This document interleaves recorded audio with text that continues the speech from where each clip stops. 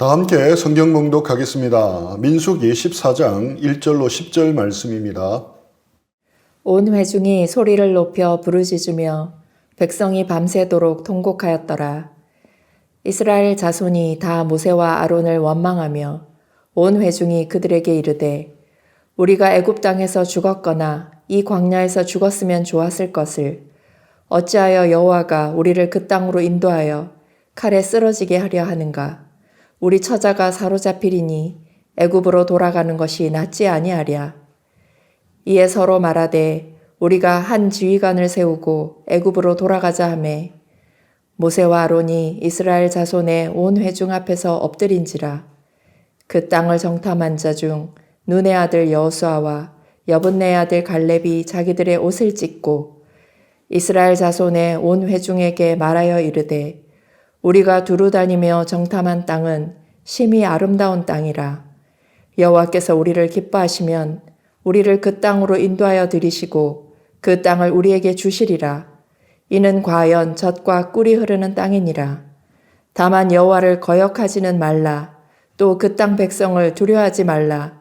그들은 우리의 먹이라. 그들의 보호자는 그들에게서 떠났고 여호와는 우리와 함께 하시느니라. 그들을 두려워하지 말라 하나 온 회중이 그들을 돌로 치려 하는데 그때에 여호와의 영광이 해막에서 이스라엘 모든 자손에게 나타나시니라. 아멘. 상황에 지배당하는 원망 공동체가 될 것인가? 아니면 상황을 변화시키는 희망 공동체가 될 것인가? 오늘 본문에서 상황에 지배당하는 원망 공동체가 되지 않고 상황을 변화시키는 희망 공동체가 되려면 어떻게 해야 하는지를 살펴보기를 원합니다. 지난주부터 우리가 민수기를 묵상하고 있는데 오늘 본문 말씀은 어제 큐티 본문이었습니다. 이스라엘 백성이 홍해를 건너 출애굽을 합니다. 그리고 시내산에서 하나님과 언약을 맺습니다. 그리고 약속의 땅 가나안을 향해 출발해서 가나안 땅 바로 아래까지 이동합니다. 가데스 바네아라는 큰 오아시스가 있는 곳에서 일단 머뭅니다. 그동안 모세는 이스라엘 백성의 요구에 따라 12명의 정탐꾼을 가나안 땅에 먼저 보냅니다. 12명의 정탐꾼은 각 지파를 대표하는 젊은 차세대 지도자들이었습니다. 민수기 13장 마지막에 보면 40일간 가나안 정탐을 마치고 돌아와 보고를 합니다.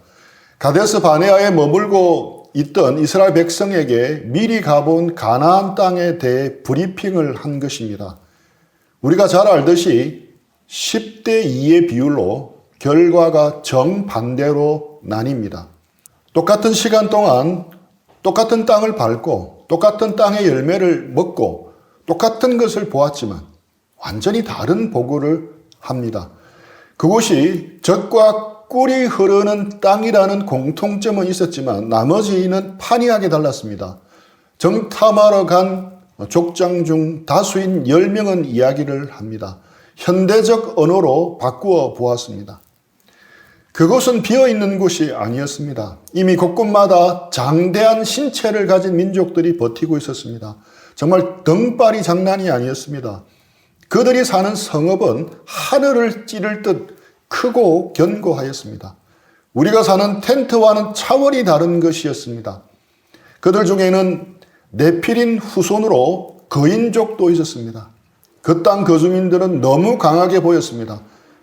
아무리 점수를 후하게 준다 해도 우리가 그들에게 비하면 메뚜기 같이 보였습니다. 시쳇말로 그들은 다들 한 덩치씩 하는 우람한 조폭들 같았고 우리는 조폭 앞에 선 키 작은 초딩처럼 보였습니다. 그들도 우리를 그렇게 볼 것이 너무도 자명했습니다. 정탐하고 온 10명의 족장들이 부정적인 악평을 합니다. 그러자 잠잠히 귀 기울이고 듣고 있던 백성들이 웅성웅성하기 시작했습니다. 이제 영락없이 죽었구나. 웃자노 가망이 없네. 애굽에 있을걸. 홍해를 건널 때는 대박 칠까 했는데 이제 오히려 쪽박 차게 되었네. 어쩌지? 그러자 여호수아와 뜻을 같이 한 갈렙이 큰 소리로 외칩니다. 여러분, 동요하지 마십시오. 결코 아닙니다. 우리가 올라가서 그 민족을 칩시다. 반드시 이길 수 있습니다. 하나님이 함께 하시기 때문에 그들은 우리의 먹잇감에 불과합니다. 우리는 반드시 이길 수 있습니다. 하지만 10대 2였습니다. 정확히 말하면 10대 2가 아니라 60만 대 2였다고 볼 수 있습니다. 볼 것도 없이 대세는 기울었습니다. 장정만 60만 명이나 되는 이스라엘 백성들의 불평과 원망의 소리에 갈렙과 여호수아 두 사람이 아무리 아니라고 고함쳐 보았지만 그들의 소리에 묻히고 말았습니다. 불평과 원망의 소리는 부르짖는 소리로 바뀌었습니다. 급기야 모든 백성들이 밤새도록 통곡하기에 이르렀습니다. 시간이 흘러감에 따라 점차 모든 백성의 원망과 비난의 화살은 한 곳으로 모이기 시작했습니다. 모세와 아론이었습니다. 출애굽의 위대한 영웅에서 천하의 역적이 되었습니다. 한순간에 죽일 놈이 되었던 것입니다. 모세와 아론을 향해 그 불평과 원망은 사실 하나님을 향한 것이었습니다. 원망을 누군가가 이렇게 정의를 내렸습니다. 스스로 원해서 망하는 것. 오늘 원망하는, 불평하는 이스라엘 백성들은 스스로 원해서 망하는 공동체의 본보기입니다. 그런데 그렇게 원망한 것은 몇 사람이 아니고 모든 이스라엘 온 회중이었습니다. 오늘 본문에 이스라엘 회중 앞에 수식어로부터 나오는 모든 온이라는 수식어가 7번이나 나옵니다. 즉 모든 자손, 온 회중이라는 표현이 7번이나 반복되어 나옵니다. 이것이 의미하는 바가 무엇입니까? 한 사람도 빠짐없이 밤새도록 통곡했다는 의미입니다. 만장일치로 원망하고 불평했다는 것을 강조하고 있는 것입니다. 그때의 상황들에 대해 묵상을 해보았습니다. 이스라엘 온 회중이 밤새도록 통곡할 때도 그들의 머리 위에서는 무엇이 있었습니까? 여전히 하나님이 밝히신 불기둥이 그들을 밝혀주고 있었습니다. 이스라엘 텐트촌 너머 저 멀리 하늘과 광야는 칠흑같이 깜깜했습니다. 하지만 이스라엘 백성의 텐트촌에는 불기둥이 밝혀주고 있었습니다. 불기둥은 하나님의 은혜와 보호와 능력의 상징이었습니다. 하지만 그들은 그 아래에 있으면서도 하나님을 잊어버렸습니다. 오히려 그 아래에서 통곡하며 울었던 것입니다. 동력이 터오는 아침마다 그들에게는 불기둥이 서서히 구름기둥으로 바뀌는 놀라운 광경이 매일같이 벌어졌습니다. 너무 장관이었을 것입니다. 하지만 그것도 이스라엘 회중들에게는 너무나 당연한 것이었습니다. 밤새도록 통곡하고 나서 그들은 아침이 되자 시장기가 느껴졌을 것입니다. 쌀 한 톨, 감자 한 톨 얻기 힘든 광야였지만 여느 때와 마찬가지로 아침이면 주변 들에 가서 밤새 내린 만나를 거두어 허기진 배를 채웠을 것입니다. 사실 그들은 만나를 먹은 것이 아니라 하나님의 은혜를 먹은 것이라고 할 수 있습니다. 그럼에도 불구하고 그들은 하나님의 은혜를 잊어버렸습니다. 이렇게 쉽게 잊어버리는 것이 가능하겠습니까? 멀리서 이스라엘 백성의 진을 바라본 이방 민족들은 얼마나 두려웠겠습니까? 얼마나 신기했겠습니까? 근처에 있다가 이스라엘 백성들의 장막을 보았다면 두려운 경외감에 사로잡혔을 것입니다. 또 우리의 상상의 나래를 한 번 더 펼쳐봅시다. 이제는 12명의 정탐꾼들이 처음 이스라엘 회중을 떠나 정탐하러 나설 때를 생각해 봅시다. 구름 기둥, 불 기둥 아래에만 있었던 이스라엘 백성 가운데 12명의 정탐꾼들은 처음으로 그 아래를 완전히 벗어나는 사람들이었습니다. 그들은 처음으로 40도에 육박하는 폭염 속에서 구름 기둥이 만들어주는 그늘이 없는 맨 광야를 걸어가 봅니다. 아무리 겉옷으로 태양을 가려도 10분도 채 안 되어서 온몸이 타는 듯 합니다. 땀마저 강한 햇볕에 말라버릴 정도였습니다. 가죽 물병을 수시로 입에 대어 보았지만 목이 타들어가면서 죽을 것 같았습니다.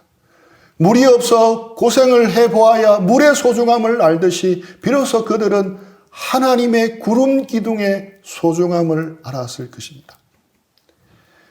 이스라엘 온 회중을 따라다니면서 덮어주셨던 하나님의 구름 기둥이 타는 듯한 광야 한가운데서 얼마나 소중한 것임을 절감했을 것입니다. 그리고 밤에 별을 보면서 칠흑 같은 어둠 속에서 이동할 때 밤마다 밝혀주셨던 하나님의 불기둥이 얼마나 은혜인 것을 비로소 새삼스럽게 깨닫습니다.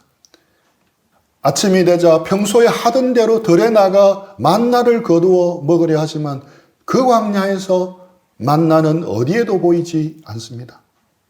그때 또다시 그들은 매일 만나를 하늘에서 내려주신 것이 얼마나 큰 은혜인지를 깨달았을 것입니다. 이런 상황이었음에도 불구하고 그들 중 10명은 이 모든 하나님의 은혜를 잊어버렸습니다. 하나님의 능력을 다 잊어버렸습니다. 그리고 환경에 눌리고 지배를 당합니다. 그들이 만든 보고서에서 하나님을 빼버립니다. 차변, 대변에 자산과 부채가 있게 마련인데 그들의 대차 대조표에는 하나님을 빼버렸습니다.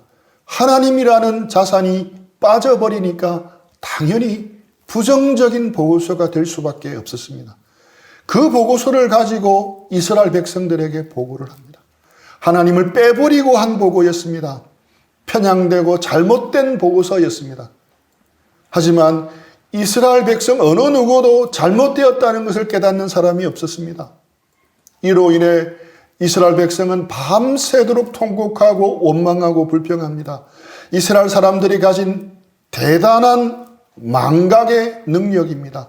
금붕어 IQ입니다.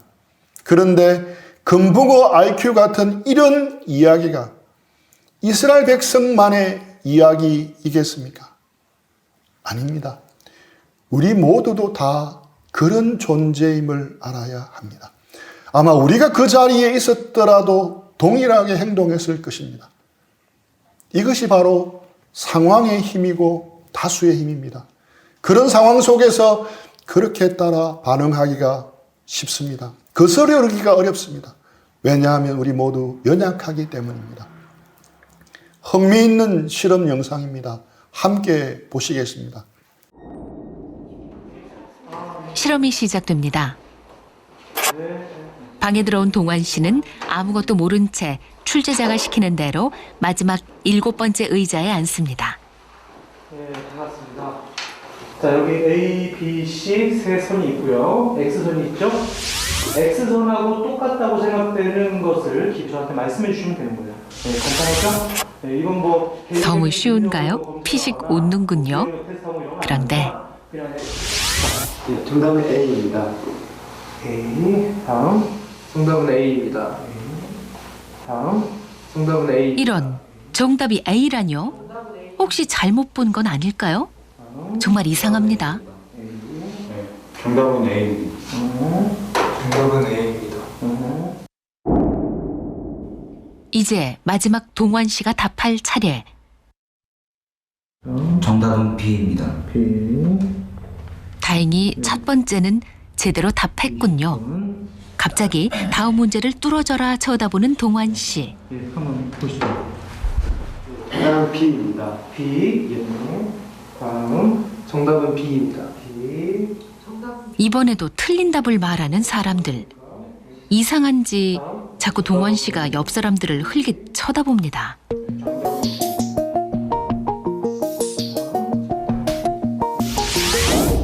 또 동환 씨가 대답할 차례군요. 6명의 공모자는 미리 짠 대로 일제히 동환 씨를 쳐다봅니다.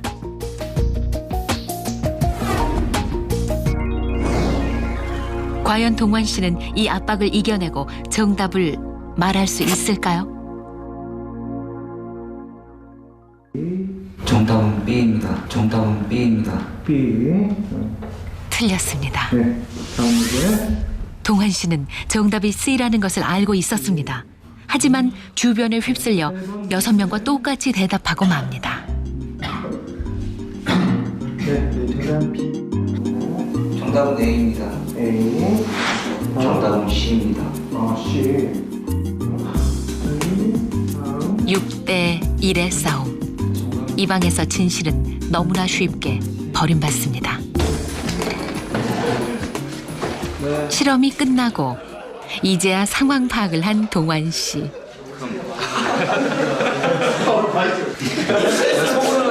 이게 아닌데 이게 아닌데 왜 이럴까 생각하다가 저는 혼자 신데 B로 뭐라 하시는 거예요. 혼자 바보게 되기가 싫어갖고 따라가자 그냥 따라갔죠. 만약에 혼자만 다른 답을 이야기하면은 어떻게 될 것 같은 느낌이 있었어요? 남들은 정상인데 저는 비정상. 그렇다면 이 마지막 7번째 의자에 몇 명을 더 앉혀보겠습니다. 정답은 C입니다. C. 다음. 정답은 C입니다. C. 다음. 분명 정답은 B인데 얼굴에 황당하다는 표정이 스치는군요. 선택의 순간은 점점 다가오고 정답은 C입니다. C. 다음. 정답은 C입니다. C. 정답은 C입니다. 결국 이 마지막 의자에 앉았던 사람들 중 70%가 보이지 않는 압력에 굴복해 어처구니 없게도 틀린 답을 따라하고 말았습니다. 네, 정답은 C입니다. 네. C. 다음. 정답은 C입니다. C. 다음. 네. 자꾸 다 똑같은 거 말하니까 헷갈렸는데 내가 잘못 봤구나 그렇게 생각했어요. 다 이상하다 생각했어요. 제가 이상한 것 같기도 하고 다른 사람은 다 이상한 것 같기도 하고. 왠지 틀리면 왠지 다른 사람한테 신경 쓰일 것 같기도 하고 괜히 튀는 게 싫어서 그냥 이렇게 묻어가자 이러시고. 여러분이 그 7번째 실험 대상자가 되었더라면 어떻게 했겠습니까? 이 실험을 보시면 우리가 금붕어 IQ라고 생각하던 이스라엘 백성들 10명의 정탐꾼들을 조금은 이해할 수 있을 것 같지 않습니까? 그들에게 함부로 돌을 던지기가 쉽지 않을 것 같습니다. 만약 좀 전에 그 실험에서 정답을 말하는 사람, 한 사람만 더 있었더라면 나머지 한 사람이 역시 눈치 보지 않고 용기를 내어 정답을 이야기했을 것입니다. 12명 중 2명이 아니라 서너 명이 갈렙과 여호수아처럼 행동했더라면 상황은 달라졌을 것입니다. 다수의 힘이 그만큼 큰 것입니다. 정탐꾼들의 부정적인 보고를 듣고 소리 높여 통곡한 건 역시 다수의 힘이 작용한 것입니다. 이것이 3의 법칙입니다. 12명의 정탐꾼 중에 2명이 아니라 3명만이라도 믿음의 보고를 했더라면 상황은 달라졌을 것입니다. 3의 법칙에 대한 영상을 한번 보시겠습니다. 처음엔 딱 한 사람만 횡단보도에 나섭니다. 지나가는 사람들, 이런 아무도 이 남자에게 관심을 보이지 않는군요. 그저 이상한 사람으로 여길 뿐입니다. 이때 2번째 사람이 등장합니다. 하지만 이번에도 별 반응이 없습니다. 간혹 이상하다는 듯 흘깃 쳐다보기만 할 뿐 금세 갈 길을 가버리는군요. 드디어 첫 번째, 2번째에 이어 3번째 사람이 등장합니다.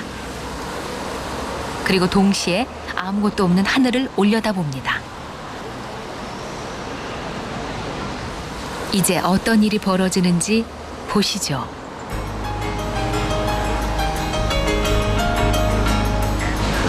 뭐가 보인다는 거야? 또 뭐가 보인다는 거야?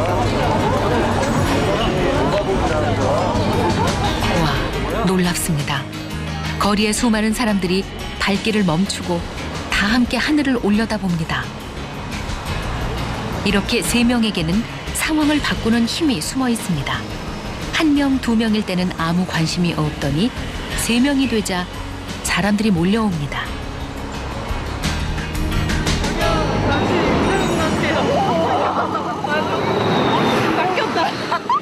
아 그냥 보길래요. 뭔 일인가 해서 궁금해서 했는데 낚였다는 생각이 다 가르치니까 호기심에 저도 가르친 거예요. 아 진짜. 하늘을 가리키는 사람이 한두 명일 때는 사람들이 반응을 보이지 않다가도 세 명이 가리킬 때는 반응을 보였습니다. 마찬가지로 저 멀리 하나님을 가리키는 갈렙, 여호수아 외에 또 다른 한 사람만 더 있어서 하나님을 가리켰더라면 역사는 바뀔 수도 있었을 것입니다. 상황을 바꿀 수 있는 법칙이 있는데 그것이 바로 3의 법칙입니다. 세 사람의 법칙입니다. 아놀드 토인비가 말한 역사를 바꾸는 창조적인 소수를 일컫는 말입니다. 중풍병자를 침상채로 메고 예수님을 찾아온 사람은 4사람이었습니다. 4사람, 창조적인 소수이었기에 그들은 몰려들어 입구를 막고 있는 수많은 사람들의 무리라는 상황에 눌리지 않았습니다. 지붕으로 내릴 수 없다는 고정관념이라는 상황을 바꿀 수 있었던 것입니다. 4명이었기에 그들은 상황을 바꾸는 공동체가 될 수 있었던 것입니다. 11명이라는 초대교회 제자들이라는 창조적인 소수, 공동체가 있었기에 그들은 민족을 바꾸고 세계를 바꾸는 하나님의 교회를 잉태하고 시작할 수 있었습니다. 그러나 3의 법칙의 처음은 한 사람이었다는 것을 또한 기억해야 합니다. 한 사람도 없는 상황 속에서 처음 한 사람이 되어서 첫 발을 내딛고 첫 삽을 뜨는 일은 분명 힘든 일입니다. 그 대표적인 예가 바로 예수님입니다. 예수님이 가신 그 길은 외로운 길이었습니다. 홀로 그 길을 가셔야만 했습니다. 그래서 그 길이 힘들었습니다. 홀로 채찍에 맞으시고 홀로 고난을 받으시고 홀로 십자가를 지셔야 했습니다. 제자들은 모두 떠나고 홀로 하셔야 했기에 예수님은 더 힘이 드신 것입니다. 그래서 예수님은 땅에 떨어지는 핏방울이 되도록 겟세마네 언덕에서 몸부림치면서 기도하셔야만 했습니다.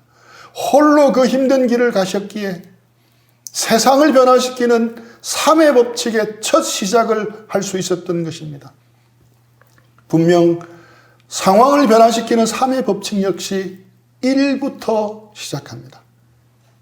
여기 있는 우리가 우리 선교회를 바꾸고 우리 시대를 바꾸고 우리가 처한 상황을 바꾸는 시작이 되는 일이 되기를 축복합니다.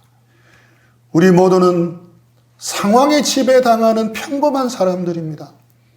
그러나 상황을 긍정적으로 바꿀 수 있는 것도 그 평범한 우리임을 알아야 합니다. 2005년 10월 서울 지하철 5호선 천호역 승강장에 한 승객이 플랫폼으로 진입하는 전동차와 승강장 틈에 떨어져 끼게 됩니다. 잠시 후 승객들이 내리더니 전동차에 손을 얹고 다 함께 밀기 시작합니다. 기적 같은 일이 벌어집니다. 전혀 요동할 것 같지 않던 전동차가 순간 기우뚱하고 흔들리기 시작하고 그 사이에 낀 그 사람을 구출해냅니다. 한 사람의 생명을 구할 수 있었던 힘은 무엇입니까? 바로 3의 법칙입니다. 한 아저씨가 지하철을 한번 밀어보자고 외쳤습니다.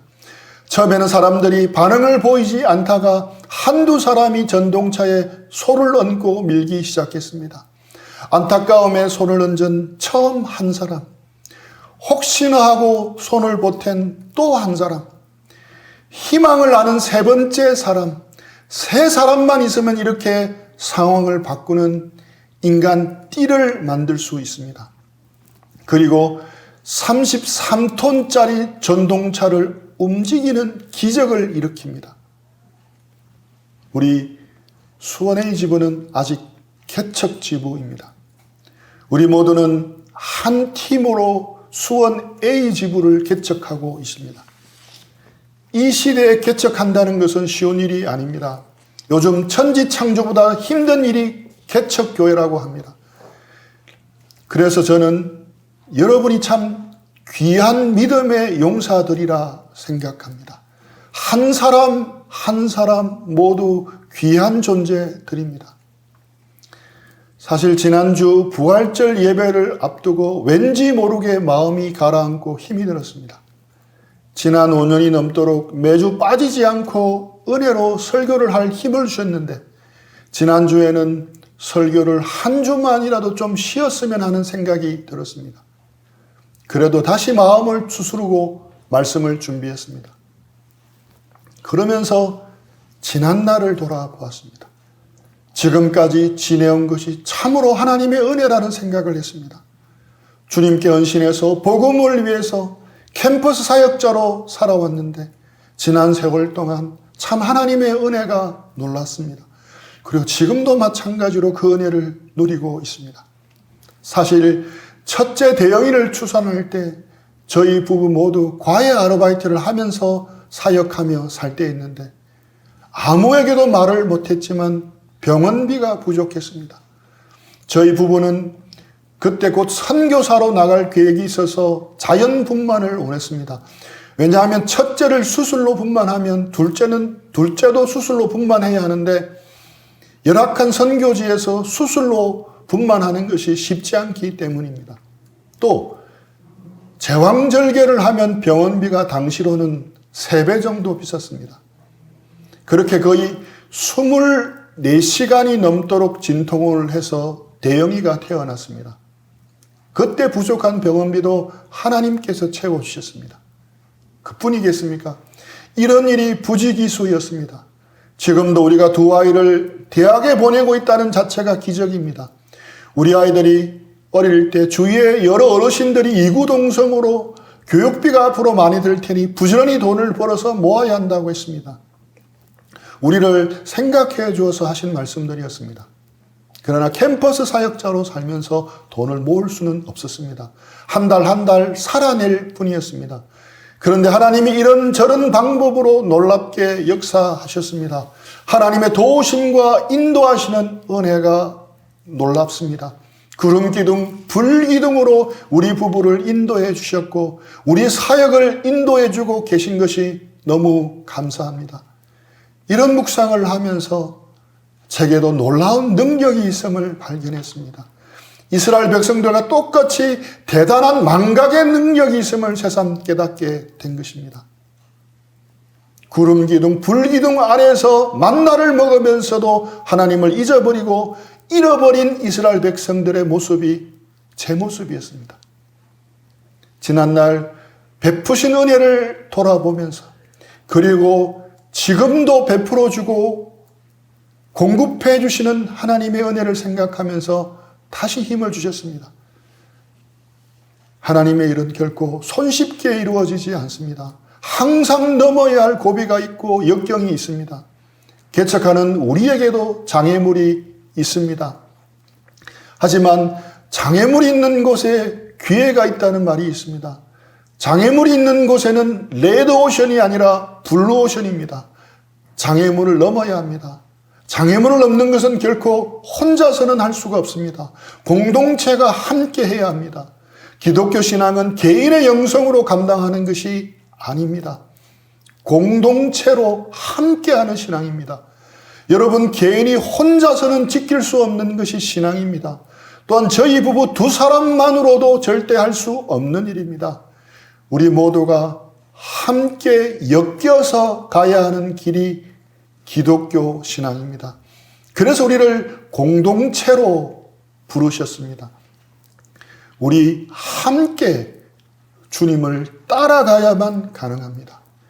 영적 전쟁은 혼자서 개인이 감당할 전쟁이 아니라 공동체로 함께 싸워야 이기는 전쟁입니다. 사도 바울이 에베소서 6장에서 영적 전쟁을 위해서 전신갑주를 입으라고 할 때 로마 군인들을 떠올리면서 적었을 것입니다. 로마 군인들은 결코 혼자 싸우지 않습니다. 영화 보시면 기억나시죠? 방패를 쭉 맞추어 대열을 지어서 발을 굴려가면서 함께 움직입니다. 오늘 본문 민수기 14장에 보면 거의 매 문장마다 나오는 표현은 우리, 이스라엘 자손, 온 회중 등등 공동체를 일컫는 단어들입니다. 분명 신앙은 공동체로 감당해 나가는 것입니다. 우리는 상황과 환경에 지배를 당할 수도 있습니다. 원망 공동체가 될 수도 있습니다. 사람을 원망하고 환경을 탓하기가 쉽습니다. 부모를 원망하고 시대를 원망하고 자신에 대해 원망하고 불평할 수 있습니다. 그렇게 되면 우리는 상황과 환경에 지배당하는 원망 공동체가 되어버립니다. 이스라엘 백성들처럼 말입니다. 반대로 우리 수원팀은 상황과 환경을 변화시키는 희망 공동체가 되어야 합니다. 불평스러운 환경, 바꿀 수 없는 상황과 사람들, 그 모든 것을 주관하시고 함께 하시는 하나님을 바라보아야 합니다. 인생의 대차, 대조표, 대변에는 항상 자본은 적고 부채가 많이 있게 마련입니다. 하지만 대변만 바라보아서는 안 됩니다. 차변을 바라보아야 합니다. 우리의 영원한 자산이 되시는 하나님을 바라보아야 합니다. 부채는 인간적인 시야로 보아도 잘 보입니다. 하지만 자산이 되시는 하나님은 믿음의 시야로 볼 때만 보입니다. 그 하나님을 바라보지 못하면 계산이 엉망이 되고 맙니다. 하나님이 그동안 베푸신 은혜를 잊어버리면 인생 대차대조표는 부채만 남아 원망과 불평을 할 수밖에 없습니다. 그러면 파산할 수밖에 없습니다. 이스라엘 백성들처럼 말입니다. 우리 수원지부는 우리의 모토처럼 행복한 제자 공동체가 되었으면 합니다. 우리 모두가 행복했으면 좋겠습니다. 세상적으로 행복하려면 만사형통해야 합니다. 모든 것이 생각한 대로 술술 풀릴 때 행복할 수 있습니다. 하지만 그렇지 못할 때는 행복은 사라집니다. 이것은 진짜 행복이 아니라 짝퉁 행복입니다. 그리스도 안에서 참된 행복을 찾으려면 우리가 지금까지 다루었던 팔복에서 말씀하신 삶을 구해야 합니다. 그것이 제자의 삶입니다. 은혜 안에서 누리는 행복은 상황이 비록 어렵더라도 평강과 기쁨을 누릴 수가 있습니다. 이것이 진정 제자의 삶이라고 생각합니다. 환경과 상황에 지배당하지 않고 주 안에서 행복한 삶을 우리가 살아갈 때 그것이 세상을 향해 외치는 강력한 복음이 될 수 있습니다. 우리 모두 행복한 제자 공동체를 만들어 갑시다.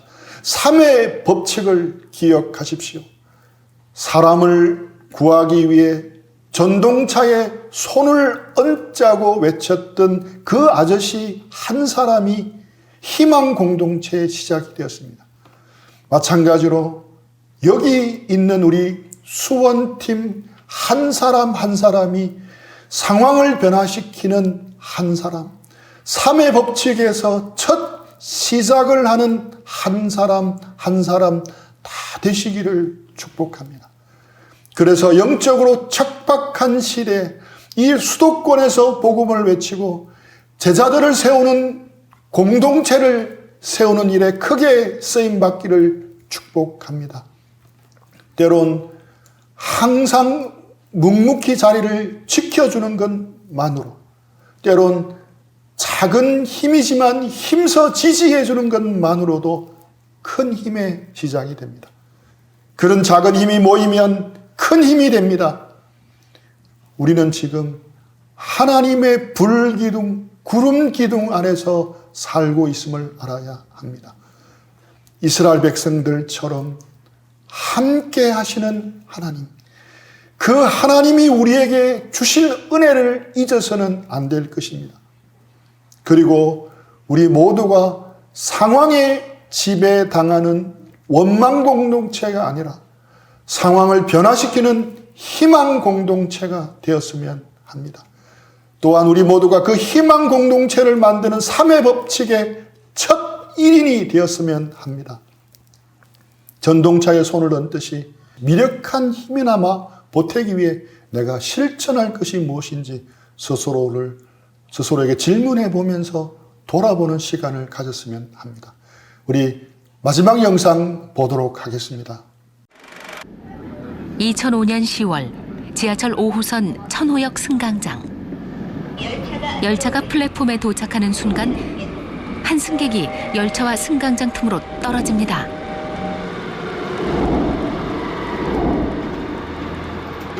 그리고 잠시 후 승객들이 내리더니 전동차에 손을 얹고 다 함께 밀기 시작하는데 순간 기우뚱 전동차가 움직입니다. 그 사이 승객들은 선로에 끼인 사람을 무사히 구출해냅니다. 윗사람이서 밀어서 이게 밀리지 않거든요. 이게 아무리 밀어도 이 큰 열차가 밀리지 않는 거예요. 목숨이 위태로웠던 순간 한 사람의 생명을 구할 수 있었던 힘은 무엇이었을까요? 그곳에 3의 법칙이 있었습니다. 어떤 한 아저씨께서 이제 큰 소리로 지하철을 함께 밀어보자고 제안을 하셨는데 처음에는 이제 아무런 반응이 없었지만은 두 분, 세 분이서 같이 밀기 시작하시더라고요. 안타까움에 손을 얹은 처음 한 사람, 혹시나 하고 손을 보탠 또 한 사람, 그리고 희망을 하는 세 번째 사람. 세 사람만 있으면 이렇게 상황을 바꾸는 인간 띠를 만들 수 있습니다. 그리고 33톤짜리 전동차를 움직이는 기적을 일으킵니다. 일시에 사람들이 이제 그 구령을 맞춰가지고 그냥 밀어 하면서 그냥 한꺼번에 힘을 주니까 그게 움직이더라고요. 한꺼번에 힘을 주니까. 이제 많은 분들께서 밀기 시작하니까 이게 지하철이 정말 움직이더라고요. 그걸 보고 되게 신기했었어요. 우리는 상황에 지배당하는 평범한 인간이지만 상황을 긍정적으로 바꾸는 건 역시 우리들입니다. 그러려면 누군가는 외쳐야겠죠. 이 지하철을 다 함께 밀자고 말입니다. 혹시 오늘 당신에게도 그런 기회가 올까요?